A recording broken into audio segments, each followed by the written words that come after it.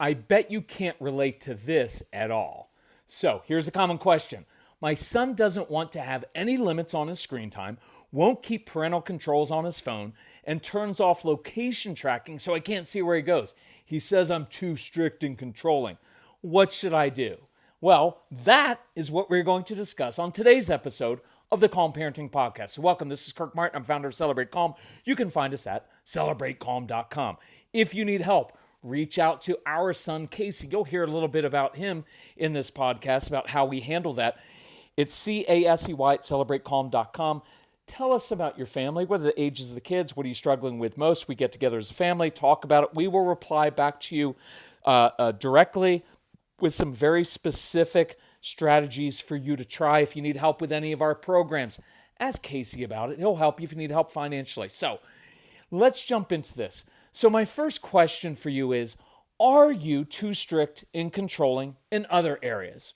Right? I can't answer that for you in a podcast, but do some inner reflection on that, right? Do you tend to micromanage your child?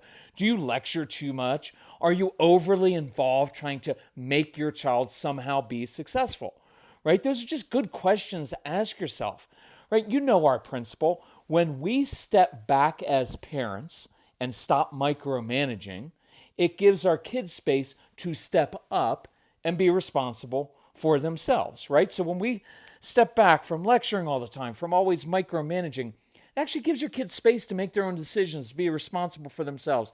And that's a really good thing. So I want you to start there. But my hunch with screens is that you're not too strict or controlling. You're just trying to be a responsible parent, right? No teenager wants oversight or limitations on them, right? It's predictable. They want all the rights and none of the responsibilities, right? Think about this. It would be weird if your teenager came home and said, listen, mom and dad, I'm not ready to handle all this freedom. I just learned in biology that my prefrontal cortex required to make good decisions isn't really fully formed until I'm about 27. Therefore, for my own good, I think I should have restrictions on my screen usage and parental controls. I can't even trust myself to make good decisions that aren't impulsive, so I can't imagine you'd be responsible parents if you didn't limit me for my own good, right? Like, that's not happening. And so I partly laugh when I hear these teenage demands because it is so predictable, but I also partially see the bit, right? Like, who's this teenager demanding things of his parents like this? Who does he think he is, right? So I do want you to set appropriate expectations of your teenager inside your head. They're not going to like just about anything that you do or say. Let me correct that. Appropriate expectations of your strong-willed child of any age. They're not going to like any limitations. They don't like to be told no, right? They don't like anything you're going to say. They're not going to like your, right? Like just your very presence at times, right? They won't like the sound of your voice. They're going to think that they're smarter than you. Look, some of you have 5-year-olds and you write in and you say like, she's 5 going on 25, right? That's because they're old souls and they are very bright. And by the way, that's why I like to give them adult type jobs and responsibilities because they're really good at that. They're just terrible at kid things, right? And these are kids who are extremely impulsive, right? Their lives center around social acceptance and the now. What is happening in the moment? And that's gotten even worse because what do we have? We have Snapchat. We have everything is like right now, right now. So part of your job is to provide perspective and slow them down so they don't make short-sighted, life-altering decisions, right? And so, by the way, I'll try to get to that in another podcast, but how do you speak to these kids as they get older? I like providing perspective, right? Here's quickly. Hey, Case, here's what I found in life. I found that when people do X, it tends to work better for them, and when they do Y, it just tends not to work out. Hey, I've got to go run an errand. When I get back, if you need some help with that or if you want to talk about it, just let me know. Right? So I give perspective. I give wisdom, and then I let them process it, think about it, and own it themselves. Instead of always telling them what to think or how to think, this is actually really good. Instead of telling them what to think or how to think, I let them know how I think about situations, and then I let them own it themselves because with a strong-willed child, if you try to force it on them, they're just going to resist it all the time. So your job is to provide perspective, right? And slow their world down. But do not expect them to like this. Don't expect them to appreciate. They're not going to be like, Mom, Dad, you have so much wisdom. I so appreciate you doing it. They're not going to say that. Don't expect them to understand that. Right now, in our curriculum and in how we do things, we try to collaborate and problem solve. But at the end of the day, sometimes you just have to be the mean parent who just actually parents your kids, right? Now, look, the little side note. So many parents are writing in phone consultations saying like, oh, my son just doesn't like oversight. He'll be really upset if we limit his screen time. And my flippant response to that reasoning is, fine, then please don't ever make any decisions that will disappoint your child. I mean, we don't want them to have to deal, we don't have to deal with our child's unpleasant emotions or unhappiness. Just give them what they want, and then we'll never have to deal with their emotions or conflict. Right now, that's certainly an option, especially if you don't mind raising or creating a monster who you're teaching to bully others emotionally to get what they want, and who ultimately won't respect you, even though they will like or tolerate you now because you give them what they want. It's totally up to you. But please don't make decisions based on whether your child will be upset with you or doesn't like any oversight. So just think about that yourself for a minute. So here are 4 options for how to handle a child who doesn't want any limitations on his screen time, his phone, his apps, or video game time. Here's option number 1. You have every right to say something like this to your child.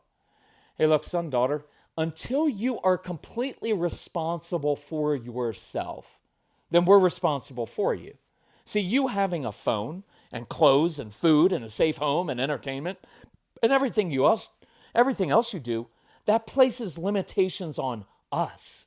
We have to work and sacrifice to pay for all that. We have to sacrifice our time to take you places. What if we came home and said, we don't want all these limitations placed on us. We've worked hard for 30 years and just want to relax and travel now. You know what? You're on your own. Pay for everything yourself. See, you wouldn't like that. So we will continue to provide reasonable restrictions so you don't make typically horrible teenage decisions and mess up your life. Because that's what a responsible, good parent does. Right now, your child is not going to like this decision at all. So you can expect the silent treatment. Expect worse. Expect them throwing things, right? Expect them getting very upset at you. And expect to have to clamp down or cut off service to their phones, right? When your child predictably calls your bluff, turns off parental controls, or leaves his phone somewhere while he's going elsewhere with his friends, he's just not going to accept your decision. That would be very unlike a strong-willed child. But you can't let your child play it both ways, right? You can't let him get away, well, I'm just a kid, right? When he doesn't want responsibility, right? Or say like, I'm grown up enough to handle things when he doesn't actually want oversight, right? When he hems and haws, you can say, unfortunately, it appears you're not actually ready to be responsible for yourself, because this is just how life works, son or daughter. Okay, so that's a reasonable approach to take. Here's option number 2. Son, daughter, of course you don't want any limitations placed on you. That's very normal. And I respect your desire for independence. Before I make a decision, let's do the following. Write down specifically what rights and freedoms you want to have. Write that down. Make a list. What rights and freedoms do you think you deserve? What do you want to have? And then below that, write down your specific responsibilities with regard to home life, school, your family. And I'm also going to do the same thing. I'm going to make a list of my expected rights and also my responsibilities to you, and then we can agree on a social contract between us. Right? Because I think it would be instructive for your teenager, or your kids of any age actually, to hear how skewed your list is with a dozen responsibilities and very few rights. And if your teenager comes back with too few responsibilities listed, you can flatly say, look, it's clear to me you're not ready to be an adult. You're not ready for all this freedom. Right now, here's the opposite side. If your child's list is reasonable, you can give it a try. Give him some of those rights, right?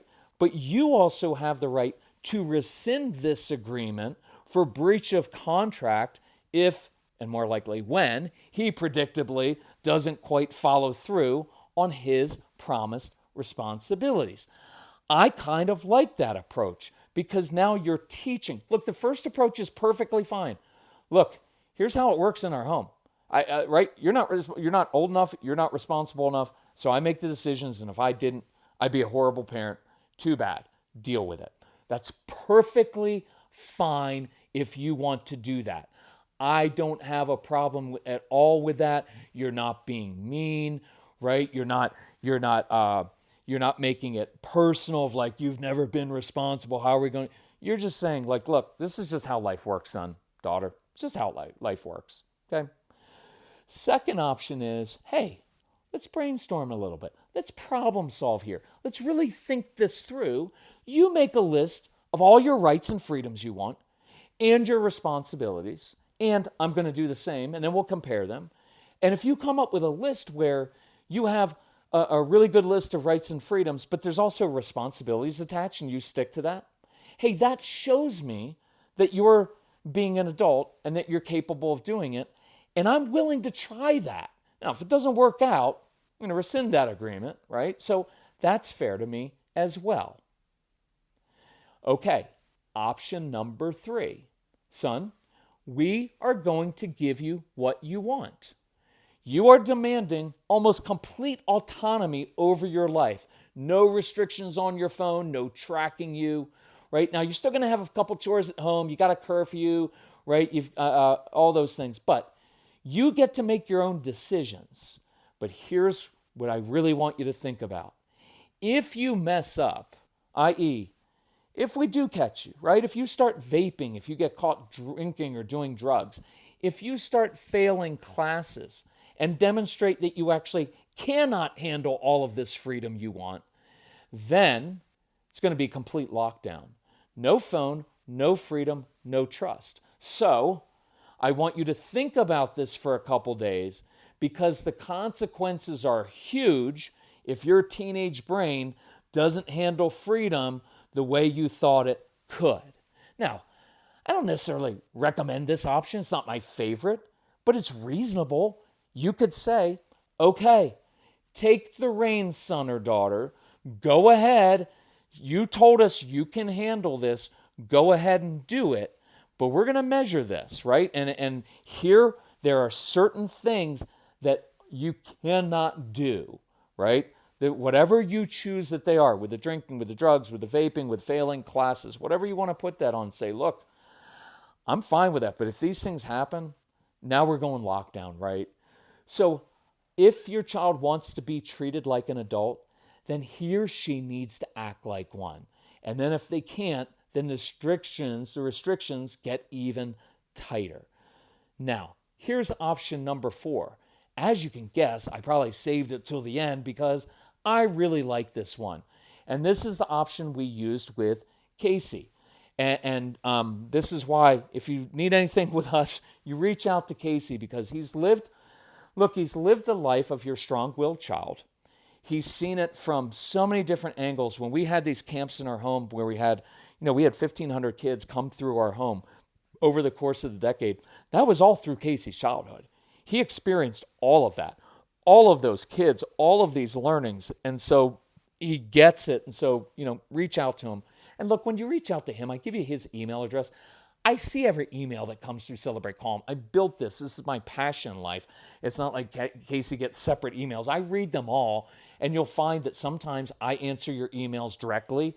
And then sometimes Casey answers them. And sometimes we just collaborate and talk about them. And then one of us replies back, right? But if you need anything, reach out to Casey because he really does get it. And he's really good with this stuff. So Casey's about 12. When he came home one night and he's like, I want a later curfew, which then was 9 p.m. And I remember shifting in my chair, trying to hide my smile, right? Because I was like, of course, that's what any teen or preteen wants, right? And I was doing that while thinking for a moment. Now, I forced myself to get in the habit of not responding immediately to Casey because it usually made things worse. Let me repeat that because I'm going to give that as a goal, a challenge for you. Make it a habit in life. George Washington had this great phrase. He says, I make it a rule in life that I always do X or I never do this. So I make it a rule in life that I never respond immediately, especially to my strong-willed child, because it usually makes things worse, right? Because I'd say something emotional or I'd say something kind of off the cuff, maybe a little bit sarcastic, which would trigger him, and then he'd do the same thing to me, and it created this vicious cycle. So I paused and then I finally said, you know what? It makes sense to me that you'd want a later curfew. Right? Now, instead of getting into negotiation, which I know you will win, because your kids are awesome negotiators, and they've got their reasoning all lined up, right? This is all they think about, right? They were at school, they weren't paying attention, they were thinking about, here's the conversation with my mom and dad, here are all my bullet points, and here's my awesome logic, right? They're very good at it, right? So instead of negotiating with you, right, I have one question for you, Casey. What can you do to demonstrate that we can trust you with a later curfew? I wanted to put it back on him. See, when your kids come like, oh, I want a later curfew, they're putting the question on you, right? And then there's often, as we talked about earlier, sometimes there's some emotional bullying that goes along there, right? So what I wanted to do is say, no. What can you do to demonstrate that we can trust you with a later curfew? So I saw the disappointment register on his face, right? I know he wanted me to say, you know what, you're such an amazing young man. You should stay out till 11 o'clock, right? But he didn't react because he knew that I wasn't just going to roll over and give him what he wanted. And there's an important part. Look, you hear me talk all the time about building the relationship and trust and collaboration and problem solving. But there's a part of parenting where you have to be able to say no and not be moved because they're unhappy, right? Or because they're disappointed in you. And you have to live with that and be strong in that. Otherwise, you're going to create a monster. So he walked away and he didn't say anything. And it was uncomfortable. And that's okay because you're going to have some conflict in every relationship, right? So I began noticing this pattern. He began coming home at 8:52, at 8:57, at 8:53. He didn't come home late or call to plead or negotiate. He came home early. And so one night I said, hey, Case, what's up with this whole coming home early thing? And here were his exact words. Dad, my friends make up excuses and come home after curfew, but I know that you don't do excuses. So I decided to come home early to show you that I can control myself so you don't have to.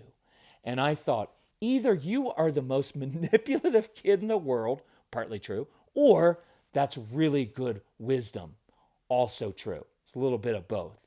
So let me repeat that little sentence again because it's great wisdom. Dad, Mom, I wanted to show you that I could control myself so you don't have to. That became the basis for his program. It's called Straight Talk for Kids, How to Get the Freedom You Want. Right? It's an amazing program. It's part of the Calm Parenting package, or the Get Everything package if you get it. And it's also the basis of school assemblies that he used to do all across the country. Right? And we've got about 500,000 kids who've listened to that wisdom, right, between the downloads, right? Kids can listen right on the app, and school assemblies. It was brilliant. He didn't argue. He didn't negotiate. He showed me by his actions. So my response was, you know what, Case? That's really brilliant. It's very mature. You know what? Your new curfew is 9:15. And of course he was dumbfounded. He was outraged, right? What do you think he said? Seriously, Dad? I spent all those nights coming home early and all I get is a lousy 15 minutes extra, right? And look, my response could have been, you know what, if you're not going to have a good attitude and you're not be grateful for what I get you, then your new curfew is going to be 8 o'clock, right? Just please be realistic, parents, right? You're taught, of course he was disappointed, and I knew he was going to be. He didn't walk around slamming doors and calling me a horrible parent that time, right? He just said, all I get is a lousy 15 minutes. There's a reason why I said, yeah, but here's what I know, Casey. If you keep doing these little things right, you'll be at 10 p.m. before you know it. Let me repeat that. If you keep doing the little things right, I can't tell you how often that phrase, how that little bit nugget of wisdom that I shared with him, Case, do the little things right. Bosses will promote you. He's 30 now. He just got promoted to be general manager of the largest catering company in Jackson Hole while he's working for me. You know why? Because he does the little things right with a good attitude, right? Because he told them, I will do all the jobs that nobody else wants to do, because that's what I taught him when he was a teenager. Go in, always tell your boss, I will do all the work that nobody else wants to do. And I also knew that the truth is, a boss will hear that and say, I'm not going to give you the lousy jobs. I'm going to give you the good ones because you're the responsible one, right? So I told him that, look, you keep doing this, you're going to be at 10 p.m. before you know it. And he was. Now, this is really important. That partly went so well because we had spent time rebuilding a trusting relationship. So focus on that more, because relationships and connection, humility, that's what changes the human heart. Trust builds lasting agreements, right? You can have a legal document, right? But that doesn't mean you have a trusting relationship. That's just a legal document. And I'm fine with the first 2 or 3 options we talked about. Those tend to be more legal documents of how we're going to do it because I'm the authority figure and this is how it works. And sometimes that's perfectly right and reasonable way to do it. But your most lasting agreements with your kids are going to be because you're doing it based on trust. Now, I'll tell you a quick side story. I haven't told this in a while. I remember Casey and I were at odds over something, right? He wanted to do something as a teenager. It was go out doing this overnight thing, kind of an overnight party with all these kids, and I didn't know some of them. And look, we had a very healthy debate over it. He made some really good points about why I should trust him to go to this overnight party, right? And at the end of the night, we were at a stalemate. And I knew that ultimately, I get the deciding vote, right, so to speak, because I'm his father, right? You're his mother. You're the authority figure. I get the ultimate deciding vote, right? But I didn't want to just pull the authority figure, I'm the boss and this is a dictatorship card, because you know what I've learned? Dictatorships aren't that awesome places to live, right? And I don't want to do a dictatorship, right? It's not what I'm after. And so I simply looked at him and I said, Casey, do you trust that I have your best interest at heart? And he was disappointed and he was dejected, but he nodded because he knew that was the foundation of this. It wasn't because you're the father and you get to ultimately decide, which is a truth. You're the mother, you're the authority figure. What he ultimately knew was that I did have his best interests at heart. It wasn't just that I loved my son. It's that I really put thought into these things. And we had good conversations about all of these things. And we shared back and forth. And I listened to him. And I acknowledged all of his good points. But he knew at the end of the day, right, that he could trust me. So he nodded. He gave me a hug. And he went off to bed. And he didn't sneak out that night, right? It was the relationship that provided the breakthrough there, right? So let me wrap this up. I want you to be tough and firm, and also realistic and reasonable, right? Don't be a pushover. Don't allow yourself to be bullied or emotionally blackmailed by your child. But also don't be too rigid either, right? Don't just be Dr. No to everything, right? Provide boundaries and expect your kids to earn their freedom and privileges. Just not your love and acceptance, right? But they've got to earn their freedom and privileges, right? Use one or more of the scripts or strategies that I just went through, right? But I really want you to work on your relationship more than anything else. If you're struggling with that, especially if it's a slightly older child, I go through the 20, look, we have a program, it's just, I'll be no BS. It's called the No BS program. It's one of the best things that I've ever put together. It has written stuff for you. It's 25 specific concrete action steps to go through. It is so powerful and good. It's one of the things that we don't talk about enough, but I'd encourage you, go through that. It's extremely affordable on our website. It's actually, if I'm being honest, I should price it higher so people place more of a value on it, because it can literally rebuild your relationship with your child, right? And look, if you ever want specific help finding that balance of independence, the rights and responsibility for your kids, right? If you want to schedule a couple phone calls with me, that's an option too. And we'll come up with a specific game plan together, right? But if we can help you in any way, let us know. It's what we're here for. Thanks for listening. Thanks for sharing this with other parents. Please continue to share this. I hope you find it helpful. And look, we love you all. Appreciate you very much. Talk to you soon. Bye-bye.